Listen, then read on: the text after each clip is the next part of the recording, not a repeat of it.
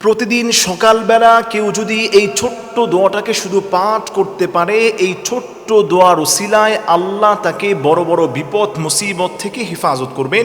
এক নম্বর হচ্ছে বিষাক্ত সাপ, বিচ্ছু, পোকা মাকড়, হার কিসিমের বিপদ মুসিবত এবং পোকামাকড় থেকে আল্লাহ রাব্বুল আলামিন তাকে হেফাজত করবেন।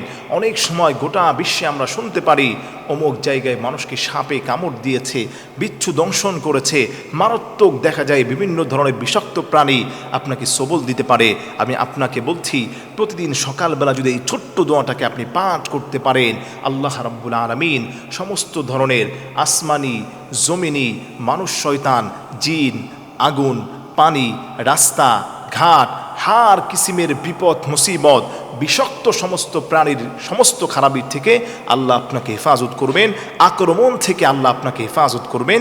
আপনি সকালটাকে যখন শুরু করবেন, ওই সময় ছোট্ট দোয়াটা একবার পাঠ করবেন।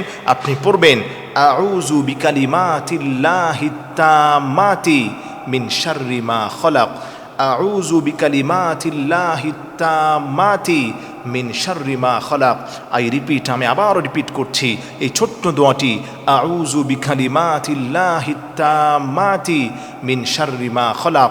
আপনি আল্লাহর কাছে দোয়া করছেন, আল্লাহ আমি তোমার কাছে আশ্রয় চাই, তোমার কালেমা সমূহের দ্বারা আমি তোমার কাছে আশ্রয় প্রার্থনা করছি, সমস্ত ধরনের সৃষ্টিজীবের খারাপি থেকে আমি তোমার কাছে আশ্রয় প্রার্থনা করছি।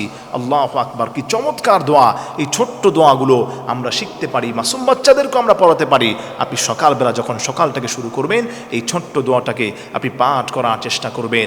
আল্লাহ রাব্বুল আলামিন এই ছোট্ট দোয়ার উসিলায় আল্লাহ পাক আপনাকে সমস্ত ধরনের হিংস্র প্রাণীর হিংস্রতা থেকে, মানুষের খারাপি থেকে, আসমান জমিনের সমস্ত সৃষ্টিজীবের খারাপি থেকে আল্লাহ আপনাকে হেফাজত করবেন। আপনি কোনো টেনশন করবেন না। এই ছোট্ট দোয়াটা আপনি একবার সকালবেলা পাঠ করে বাসা থেকে বের হওয়ার চেষ্টা করবেন। আল্লাহ পাক নিজ কুদরতি হাত দ্বারা তার ওই গোলামটাকে আল্লাহ পাক হেফাজত করবেন।